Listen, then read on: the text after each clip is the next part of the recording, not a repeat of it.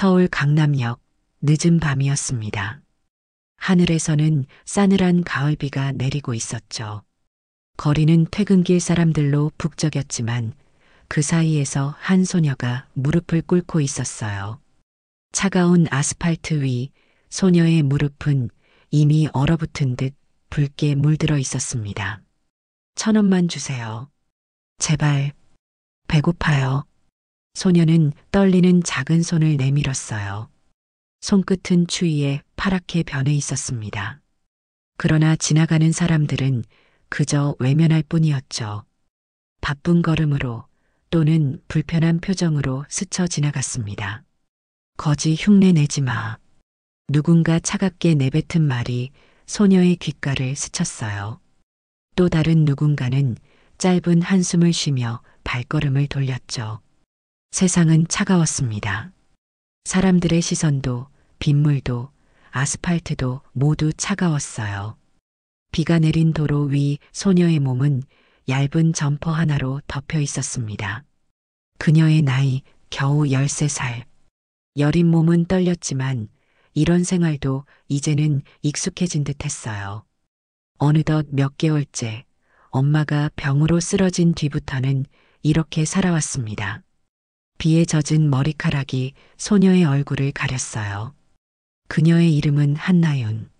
중학교에 들어갈 나이였지만 학교는 이미 오래전에 포기한 상태였죠. 매일 밤 이렇게 거리에 나와 구걸하는 것이 나윤의 일상이 되어버렸습니다. 오늘도 10,000원만 벌면 돼. 나윤은 속으로 중얼거렸어요. 어머니의 약값과 내일의 끼니를 위해서는 최소한 그 정도는 필요했습니다. 하지만 오늘은 유난히 사람들의 발걸음이 빨랐고 주머니는 여전히 비어 있었죠. 빗소리가 점점 거세지고 있었어요. 나윤은 몸을 더 웅크렸습니다. 갑자기 머리 위로 빗방울이 떨어지지 않는 것을 느꼈죠. 누군가가 우산을 씌워준 걸까요? 나윤이 천천히 고개를 들었어요. 그때였습니다.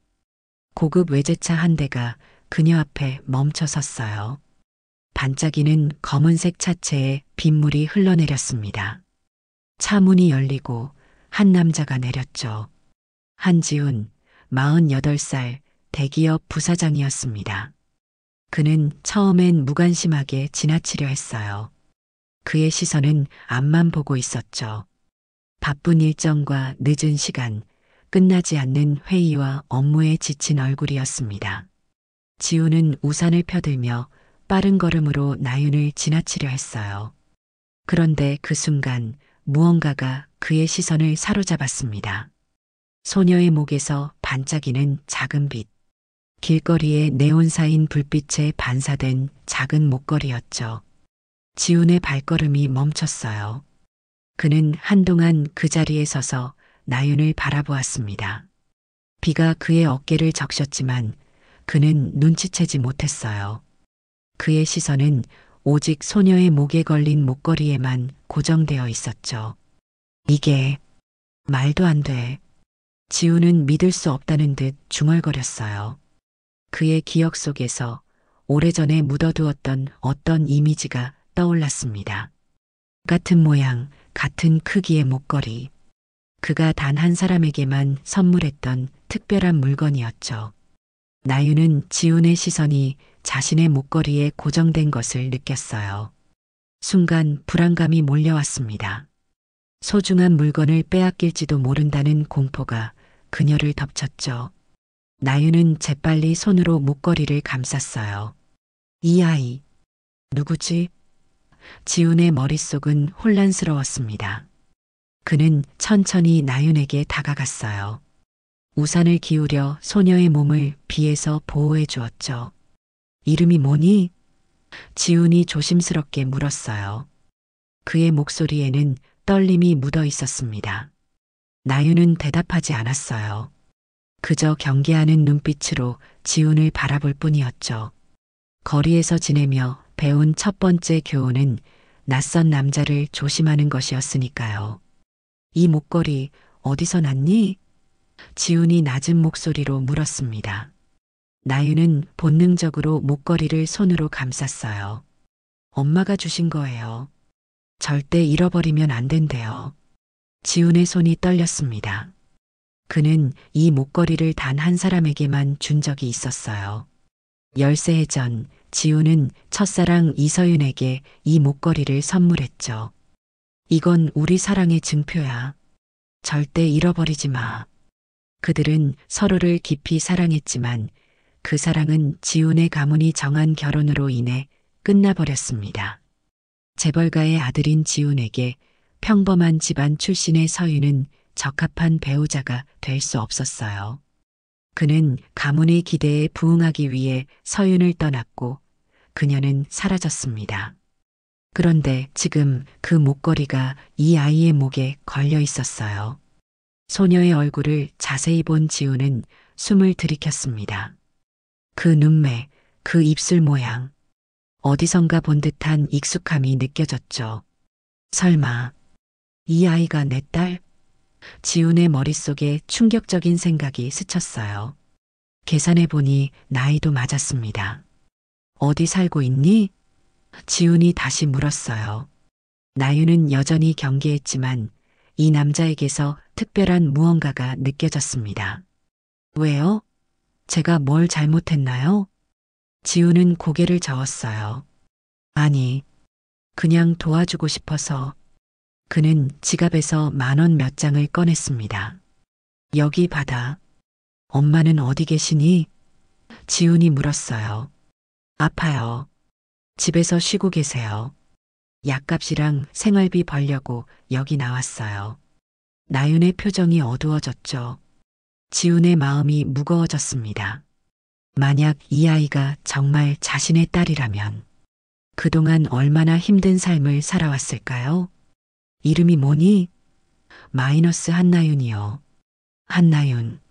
지훈의 성을 따른 이름이었어요. 의심의 여지가 줄어들었습니다. 지훈은 명함을 건넸어요. 내 연락처야.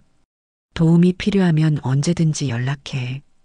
그리고 엄마한테 내 명함 좀 전해줄래? 나윤은 의아한 표정으로 명함을 받았습니다. 비싼 종이에 인쇄된 한지훈 부사장이라는 이름이 눈에 들어왔어요. 가봐야 해요. 나윤이 일어났습니다. 기다려. 내 차로 데려다 줄게. 나윤은 망설였어요. 괜찮아요. 저 혼자 갈 수 있어요. 지훈은 우산을 건넸습니다. 그럼 이거라도 가져가. 내일 다시 만날 수 있을까? 나윤은 고개를 끄덕였어요. 내일 같은 시간에 여기 올게요. 지훈은 나윤이 사라진 방향을 바라보았습니다. 그는 비서에게 전화를 걸었어요. 박 비서, 이름은 한나윤, 나이는 13살. 조사해줘야겠네. 차로 돌아가며 지훈은 과거를 돌이켜보았습니다. 내가 정말 아버지였다면 13해 동안 무슨 일이 있었던 거지? 다음 날 아침 지훈의 사무실. 커다란 통유리창 너머로 서울의 화려한 전경이 펼쳐졌습니다. 그러나 지훈의 생각은 온통 어젯밤 만난 소녀에게 가 있었어요. 그는 책상 위에 놓인 비서의 보고서를 바라보며 깊은 생각에 잠겼습니다. 여기 조사한 내용입니다. 박 비서가 어제 밤새 조사한 내용을 정리해 가져왔어요. 지훈은 천천히 서류를 펼쳤습니다. 그의 심장이 빠르게 뛰기 시작했죠. 비서의 보고서에는 명확한 사실들이 적혀 있었어요. 이름 한나윤, 13살, 중학교 1학년이지만 현재 학업 포기 상태. 어머니는 이서윤, 35살 현재 택배기사로 일하며 생계를 위해 여러 아르바이트를 병행 중. 거주지는 서울 외곽의 낡은 반지하 원룸, 생계 유지가 불가능한 상태였습니다. 지훈은 믿을 수 없었어요. 13해 전 그는 서윤이 아이를 지우고 자신을 떠났다고 생각했습니다. 그녀가 임신 사실을 숨긴 채 모든 연락을 끊었으니까요.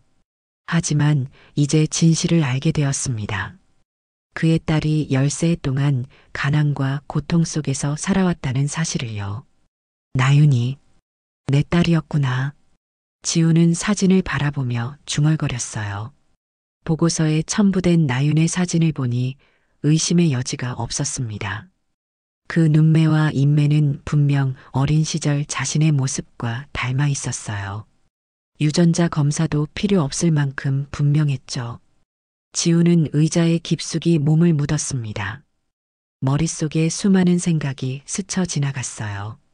왜 서유는 아이의 존재를 숨겼을까? 왜 도움을 청하지 않았을까? 그녀는 정말로 혼자서 아이를 키우며 이토록 힘든 삶을 살아온 걸까요? 사장님, 오늘 이사회 회의가 1시간 후에 있습니다. 비서가 상기시켰어요. 지우는 고개를 끄덕였지만 그의 마음은 이미 다른 곳에 가 있었습니다. 회의 내내 지우는 집중할 수 없었어요. 그의 머릿속에는 나윤이 거리에서 구걸하는 모습, 그리고 서윤이 택배를 나르며 고생하는 모습이 그려졌습니다. 내가 이런 일을 만들었구나. 죄책감이 그를 덮쳤어요.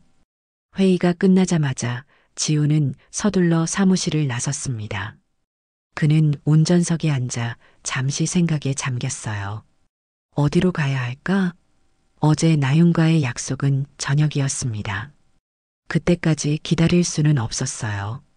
지우는 결심했습니다. 보고서에 적힌 주소를 확인하고 차를 몰았어요. 서울 외곽의 낡은 다세대 주택. 그곳에는 그가 한 번도 가보지 않은 세계가 펼쳐져 있었습니다. 주택가에 도착한 지우는 잠시 망설였어요. 그가 이곳에 나타난다면 서유는 어떤 반응을 보일까? 그녀가 자신을 원망할까? 아니면 미워할까? 그는 깊은 숨을 내쉬고 차에서 내렸습니다. 반지하 원룸을 찾는 것은 어렵지 않았어요. 좁은 계단을 내려가 문 앞에 선 지우는 심장이 터질 듯이 뛰는 것을 느꼈습니다. 그는 조심스럽게 문을 두드렸어요. 아무 대답이 없었습니다. 다시 한번 두드렸지만 여전히 반응이 없었어요. 지우는 문고리를 잡아보았습니다. 놀랍게도 문은 잠겨 있지 않았어요. 그는 천천히 문을 열었습니다. 계세요? 지훈이 조심스럽게 안으로 들어섰어요. 작은 원룸 안은 깨끗했지만 너무나 초라했습니다. 구석에 놓인 낡은 침대 위에 한 여자가 누워 있었어요. 창백한 얼굴, 하지만 여전히 아름다운 그녀는 분명 서윤이었습니다. 누구세요? 서윤이 희미한 목소리로 물었어요. 그녀는 병색이 완연했습니다. 지우는 서윤을 바라보며 가슴이 아팠어요.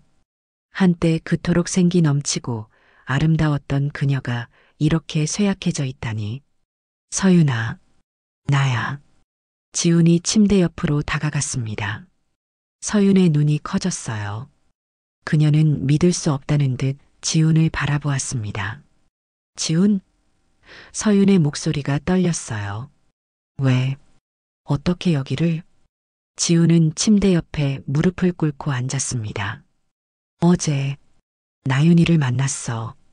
목걸이를 보고 알게 됐어. 서윤의 눈에 눈물이 고였어요. 그래, 내가 주었던 목걸이야. 내가 세상에서 가장 소중히 여겼던. 지우는 감정이 복받쳐 말을 잇지 못했습니다. 13해. 그 긴 시간 동안 서윤은 홀로 아이를 키우며 얼마나 많은 고통을 겪었을까요? 그는 서윤의 마른 손을 조심스럽게 잡았어요. 왜 말하지 않았어? 왜 나윤이가 내 딸이란 걸 알리지 않았어? 지훈의 목소리에는 슬픔과 후회가 가득했습니다. 서윤은 힘없이 웃었어요. 내가 나를 떠났잖아. 내 가문을 위해서. 그런데 내가 임신했다고 말했다면? 내가 날 위해 모든 걸 포기할 수 있었을까? 지훈은 대답할 수 없었습니다. 그때의 자신이라면 아마도 가문의 압박을 이겨내지 못했을 거예요. 그는 고개를 숙였습니다. 미안해. 정말 미안해. 그의 눈에서도 눈물이 흘러내렸어요. 그날 밤 지우는 서윤의 집을 나서며 마음을 굳혔습니다. 이제 더 이상 과거의 실수를 반복하지 않을 거예요. 자신의 딸을 인정하고 그동안의 부재를 만회하기 위해 최선을 다할 것입니다. 다음 날 아침 지우는 법무팀을 불러 한나윤을 법적으로 자신의 딸로 인정하는 절차를 시작했어요. 그러나 이 소식은 금세 한지훈 가문 전체에 퍼졌습니다.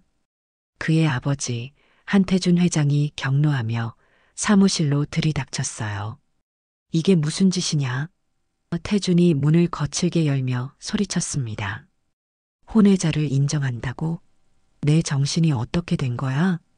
지우는 침착하게 자리에서 일어났습니다.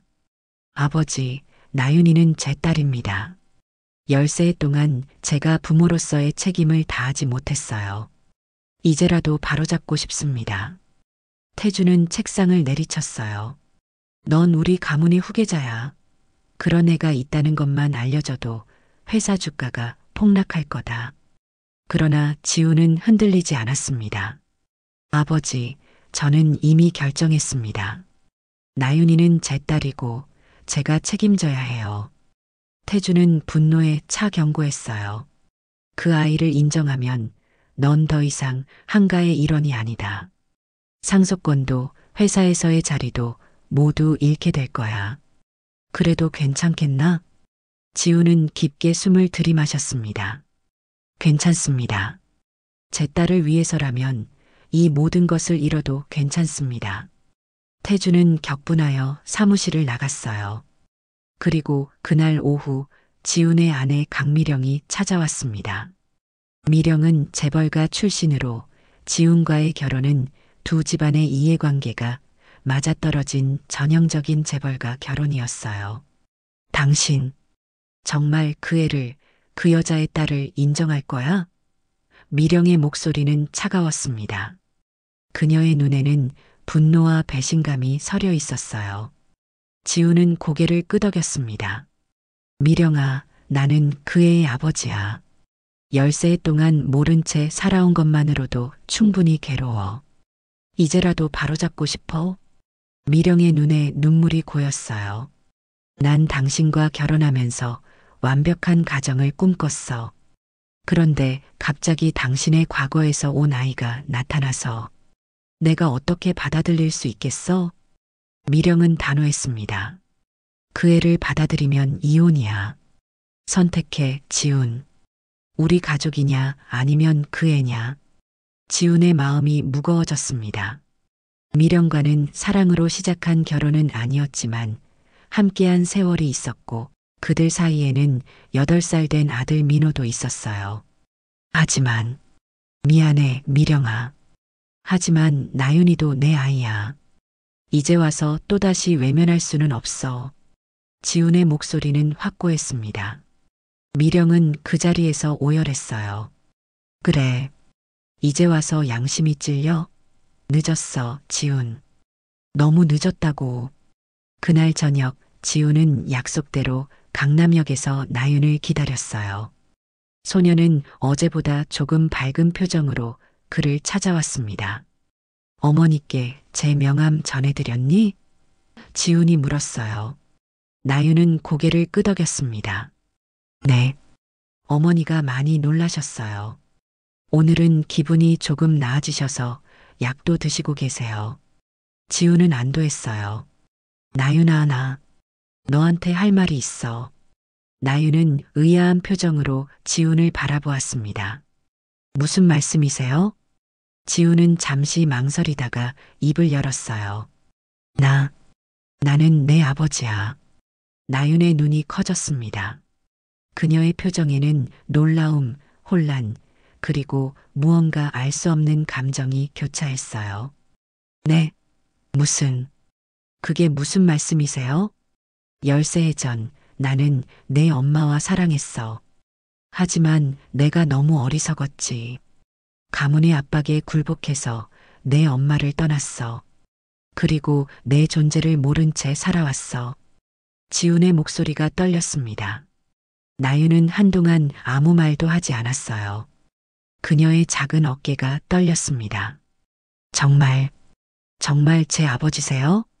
지우는 고개를 끄덕였어요. 이제부터 내 곁에 있을게. 더 이상 너희를 혼자 두지 않을 거야. 나윤의 눈에서 눈물이 흘러내렸습니다.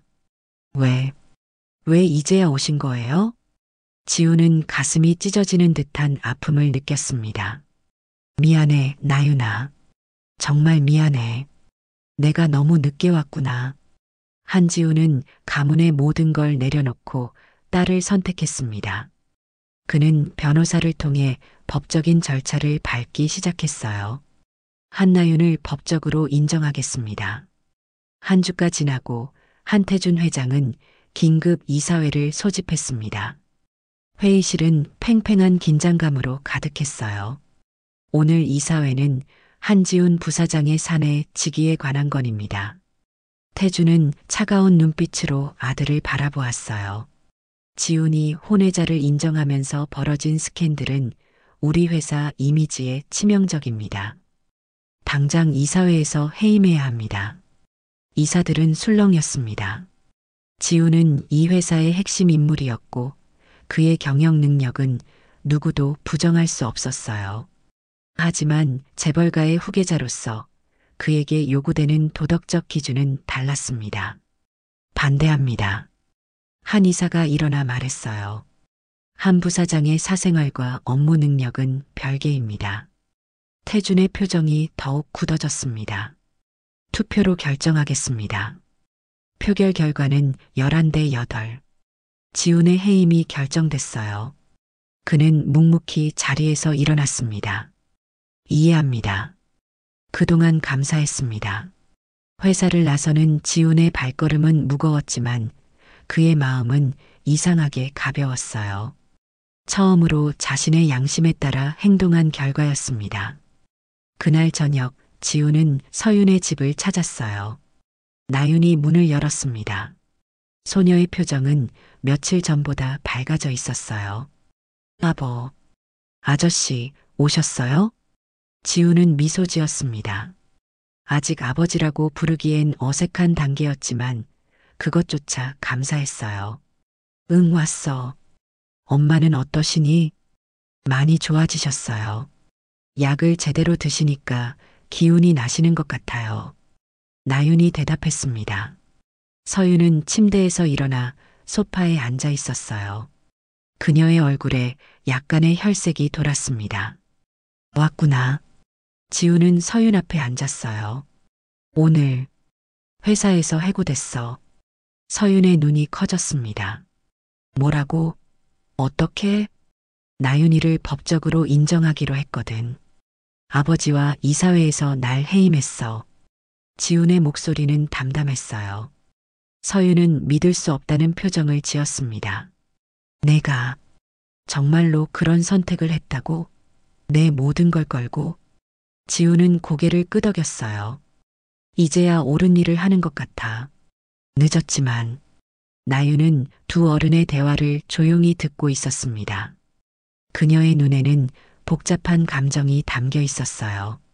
지훈은 나윤에게 다가갔습니다. 나윤아, 이제부터 우리 함께 살자. 내가 너희에게 새 집을 마련해 줄게. 학교도 다시 다닐 수 있어. 나윤의 눈이 빛났지만 서윤은 망설였어요. 지훈아, 정말 그럴 수 있겠어? 내 아내는? 내 아들은?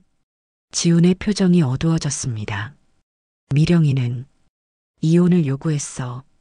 민호는 아직 어려서 이해하기 힘들겠지만 언젠가는 이해해 줄 거라 믿어.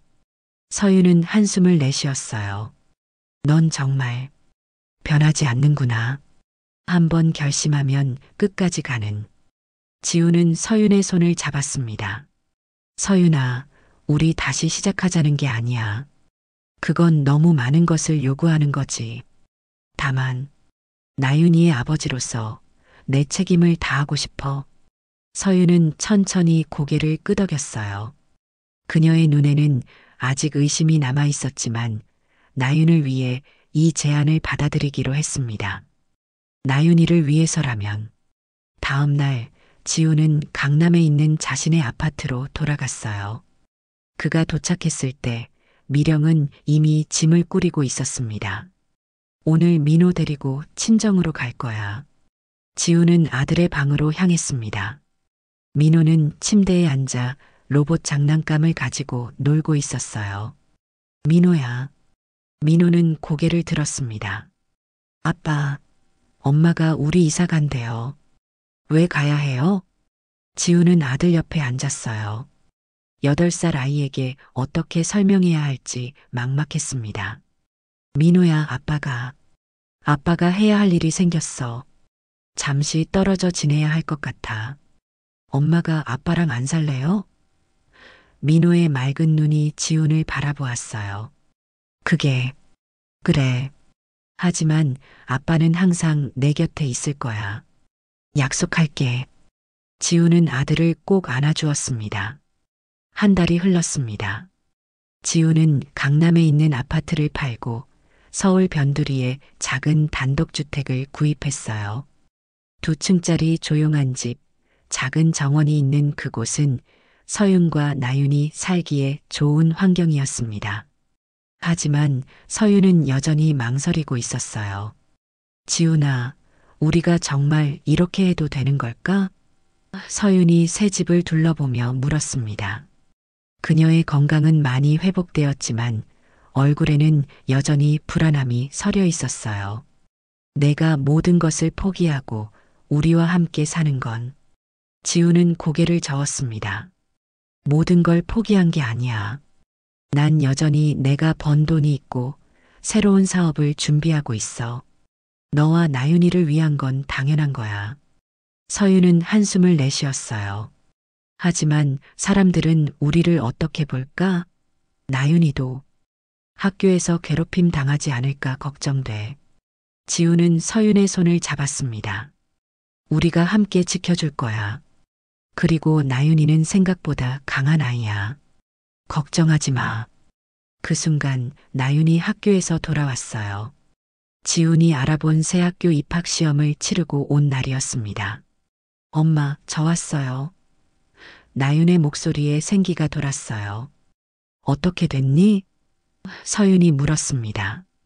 그녀의 목소리에는 긴장감이 서려 있었어요. 나윤은 환하게 웃었습니다. 선생님이 제 수학 실력이 뛰어나다고 하셨어요. 그리고 합격했어요. 지훈과 서윤의 얼굴에 기쁨이 번졌어요. 새 학교는 명문 사립학교로 나윤에게 좋은 교육 환경을 제공할 수 있었습니다. 지훈이 모든 학비를 부담하기로 했어요. 축하해, 나윤아. 지훈이 나윤의 머리를 쓰다듬었습니다. 그는 아직 어색하게 아버지라는 호칭에 적응하는 중이었지만 점점 더 나윤과 가까워지고 있었어요. 나윤은 아직 지훈을 아빠라고 부르지 않았습니다. 하지만 그의 존재를 조금씩 받아들이기 시작했어요. 고마워요. 저 앞으로 열심히 공부할게요. 그동안 못 배운 것도 다 따라잡을 거예요. 서윤은 딸의 결의에 찬 모습을 보며 감동했습니다. 그녀는 지훈에게 고개를 돌려 작게 미소 지었어요. 고마워. 내가 아니었다면 나윤이가 이런 기회를 얻지 못했을 거야.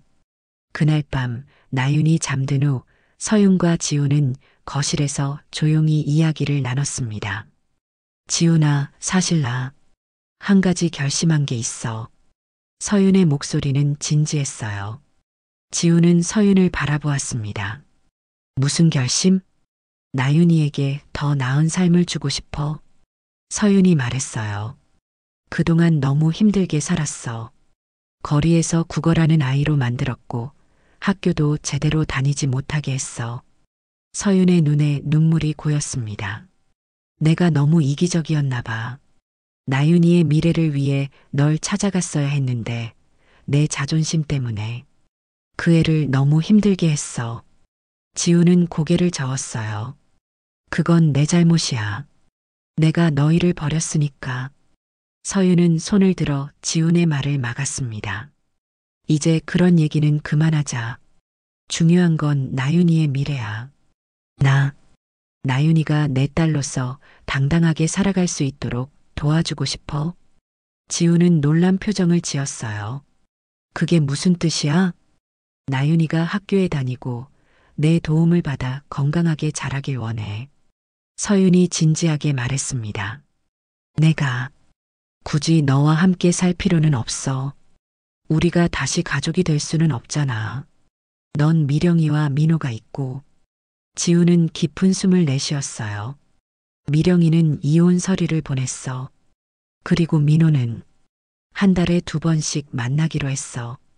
쉽진 않겠지만 어떻게든 두 아이 모두 사랑해 줄 거야. 서유는 잠시 생각에 잠겼다가 고개를 들었어요. 엄마 아빠가 나를 버렸다고 잘하는 것보다 비록 늦게 왔지만 이제라도 아버지의 사랑을 받으며 자라는 게 나윤이에게 좋을 거야. 다음 날 아침 나윤이 아침 식사를 하는 테이블에 서윤이 진지한 표정으로 앉았어요. 나윤아, 엄마가 할 말이 있어. 나윤은 호기심 어린 눈으로 어머니를 바라보았습니다. 무슨 말씀이세요, 엄마? 서윤은 딸의 손을 잡았어요. 이제 너는 한지훈 씨의 딸로 살아갈 거야. 내가 학교도 다니고 친구들도 사귀고 행복하게 자랐으면 좋겠어. 나윤은 눈을 크게 떴습니다. 엄마도 같이 살 거죠? 서윤은 미소 지었어요. 물론이지. 엄마는 항상 내 곁에 있을 거야. 그리고 내 아버지도. 나윤의 눈에 눈물이 고였어요. 엄마, 전 학교 다시 다니고 싶어요. 그 말에 서윤은 처음으로 울컥했습니다. 좋아. 내가 원하는 삶을 살게 해줄게. 석 달이 지났습니다. 나윤의 생활은 완전히 달라졌어요. 더 이상 거리에서 구걸하는 소녀가 아니라 새로운 학교에 다니며 꿈을 키우는 학생이 되었습니다. 처음에는 적응하기 힘들었어요. 학교를 오래 다니지 않아 따라가기 버거웠고 갑자기 나타난 아버지와의 관계도 어색했습니다. 나윤아, 수학 문제 풀다가 어려운 거 있으면 언제든지 물어봐. 지훈이 나윤의 방문을 두드리며 말했어요. 나윤은 고개를 끄덕였습니다. 네, 감사합니다. 그녀는 여전히 지훈을 아빠라고 부르지 않았지만 조금씩 마음의 문을 열고 있었어요. 학교에서도 처음엔 쉽지 않았습니다. 재벌가에 숨겨진 딸이라는 소문이 퍼지면서 아이들의 시선이 따가웠어요. 하지만 나윤은 강했습니다. 거리에서의 삶이 그녀를 단단하게 만들었어요. 선생님, 제가 풀어볼게요. 수학 시간 아무도 풀지 못하는 문제 앞에서 나윤이 손을 들었습니다. 그녀는 칠판에서 문제를 완벽하게 풀어냈어요. 와, 나윤이 정말 대단해. 아이들이 감탄했습니다. 서윤은 건강을 회복한 후 자신의 길을 찾고 있었어요. 지훈아, 나도 뭔가 하고 싶어. 그냥 너한테 의존해 살고 싶지 않아. 서윤은 예전에 꿈꿨던 디자인 일을 다시 시작했습니다. 어느 날 나윤이 흥분된 표정으로 돌아왔어요. 엄마, 아저씨, 저 전국 수학 경시 대회에 나가게 됐어요. 서윤과 지우는 기뻐했습니다. 나윤은 매일 밤 늦게까지 공부했어요. 대회 당일 지훈과 서윤은 나윤을 응원하러 갔습니다. 대회장 입구에서 지훈은 전 아내 미령과 아들 민호를 마주쳤어요. 아빠. 민호가 반갑게 달려왔습니다. 미령은 차갑게 인사했어요. 민호가 이 대회에 참가한대요. 당신 딸도 나온다고 들었어요. 민호가 호기심 어린 눈으로 나윤을 바라보았습니다. 누나가 내 누나예요? 나윤이 앞으로 나섰어요. 응, 난 한나윤이야. 넌 민호구나? 아빠한테 많이 들었어. 처음으로 나윤이 지훈을 아빠라고 불렀습니다. 지훈의 눈에 눈물이 고였어요. 서윤도 놀란 표정이었습니다. 민호는 환하게 웃었어요. 와, 나 누나 생겼다. 엄마, 나 누나 생겼어요. 대회 결과 나윤은 1등을, 민호는 3등을 차지했습니다. 누나가 1등이래. 대단해. 민호가 진심으로 기뻐했어요. 그날 이후 언론은 나윤을 주목하기 시작했습니다. 처음에는 재벌가의 숨겨진 딸이라는 타이틀로 그녀를 조명했지만 곧 나윤의 실력과 성취가 더 중요해졌어요. 전국 장학생 선발, 한나윤 학생, 최고 점수로 합격, 수학 영재 한나윤, 국제대회 한국대표로 선발. 이제 사람들은 더 이상 그녀를 사생아라 부르지 않았습니다. 그녀는 스스로의 가치로 인정받는 한나윤이 되어가고 있었어요. 어느 날 저녁 나윤은 지훈에게 다가갔습니다. 아빠, 내가 이렇게 될 수 있었던 건 아빠 덕분이에요. 고마워요. 지훈의 눈에 눈물이 고였어요. 아니야, 나윤아. 이건 모두 내 노력 덕분이야. 내가 자랑스러워. 나윤은 미소 지었습니다. 운명은 정해진 게 아니에요. 내가 선택하는 거예요. 그녀의 목소리에는 확신이 담겨 있었어요. 1년 후 화창한 봄날이었습니다. 서울 어느 공원 벤치에 지훈과 서윤이 나란히 앉아 있었어요. 그들 앞으로는 나윤과 민호가 함께 축구를 하며 즐겁게 뛰어놀고 있었습니다. 두 아이는 처음의 어색함을 넘어 진짜 남매처럼 가까워졌어요. 나윤이가 많이 달라졌네. 지훈이 미소 지으며 말했습니다. 예전에 구걸하던 소녀는 온데간데 없고 밝고 자신감 넘치는 소녀로 변해 있었어요. 서윤은 고개를 끄덕였습니다. 응, 성적도 좋고 친구들도 많아졌어. 너무 잘 지내서 가끔은 내가 불필요하다는 생각도 들 정도야.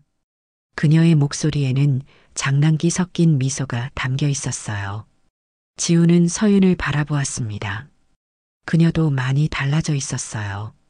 건강을 되찾은 그녀는 자신만의 디자인 스튜디오를 작게 열었고 점점 인정받는 디자이너로 자리매김하고 있었습니다.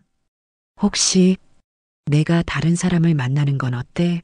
나윤이도 이제 많이 컸고 너도 자신의 삶을 살 때가 됐잖아. 지훈의 목소리는 진심 어린 걱정이 담겨 있었어요. 서윤은 잠시 생각에 잠겼다가 미소 지었습니다. 사실 요즘 만나는 사람이 있어. 디자인 일로 알게 된 건축가인데 좋은 사람이야. 지훈은 진심으로 기뻐했습니다. 정말? 그거 잘 됐다. 나윤이도 알아? 서윤은 고개를 끄덕였어요. 응, 나윤이가 먼저 밀어붙였어. 엄마도 행복해야 한다면서. 두 사람은 함께 웃었습니다. 그들의 웃음소리에 나윤과 민호가 달려왔어요. 그날 저녁 그들은 함께 식사를 했습니다.